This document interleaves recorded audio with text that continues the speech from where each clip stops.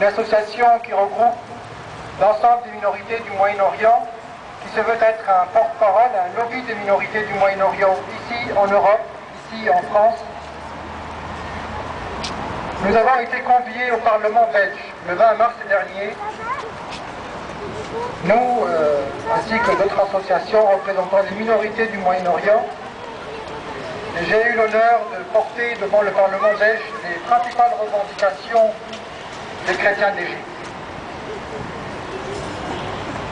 Il est temps aujourd'hui, je ne sais pas combien d'années encore cette coutume va perdurer, combien d'années encore, combien de manifestations encore, combien de rassemblements, combien d'articles, combien de publications, et combien de morts aussi malheureusement, et combien de souffrances en Égypte. Si je pouvais résumer les revendications des chrétiens d'Égypte, qui sont même en réalité des revendications de tous les Égyptiens qui croient dans l'état civil, qui croient dans la laïcité, qui croient dans la dignité humaine et dans le respect des droits de l'homme. Je les résumerai en 4 revendications. La première, la modification de l'article 2 de la Constitution égyptienne, en vertu de laquelle l'État égyptien serait un État musulman.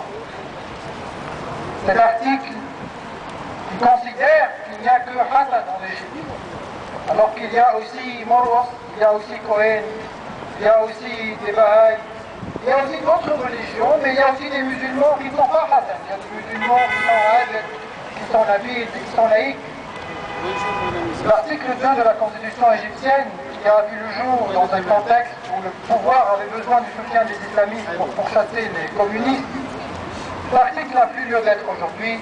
Nous demandons formellement à ce qu'il soit modifié. La deuxième revendication est relative à la mention de la religion sur les cartes, sur la carte nationale d'identité en Égypte, mais sur aussi d'autres documents officiels. Il est absolument anormal que pour avoir besoin de trouver un travail, de signer un bail de location, il ait besoin de mentionner sa religion.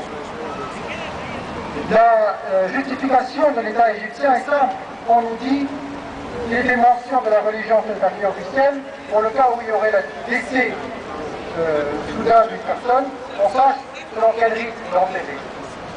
Donc les mariages également mixtes soient encadrés. Mais la solution est très simple. De toutes les manières, pour avoir accès à un enterrement, et on peut exiger également que pour les mariages, soit présenté l'acte de naissance. Et on peut garder la mention de la religion, de l'acte de naissance, mais il n'est pas besoin du tout de mentionner la religion sur tous les papiers officiels, sous prétexte de pouvoir, sous des prétextes complètement artificiels et absurdes. La troisième revendication est celle de l'introduction dans l'administration égyptienne, à commencer par le Parlement d'un système de quotas. Un système de quotas garantissant une représentation minimale des chrétiens d'Égypte. On me dit souvent que la discrimination positive est en contradiction avec l'article sur la légalité des chances inscrits dans la Constitution égyptienne. Mais il y a dans la Constitution égyptienne des exemples de discrimination positive. Discrimination positive qui fait en sorte que le Parlement doit inclure 50% de Romains ou 50% de travailleurs et ouvriers. Et c'est un article qui peut aussi être considéré comme étant en contradiction avec l'article sur l'égalité. Donc il n'y a pas vraiment de différence entre un quota pour les ouvriers et les travailleurs, ou pour les femmes, comme c'est le cas des jours précédents. Il y a un système de quotas qui a été instauré en faveur des femmes. Eh bien, il n'y a aucune raison pour qu'il n'y ait pas un système de quotas au Parlement égyptien garantissant la participation d'un minimum parmi les communautés non musulmanes du pays, et notamment parmi la communauté chrétienne d'Égypte. La quatrième revendication, une répression rigoureuse, honnête et juste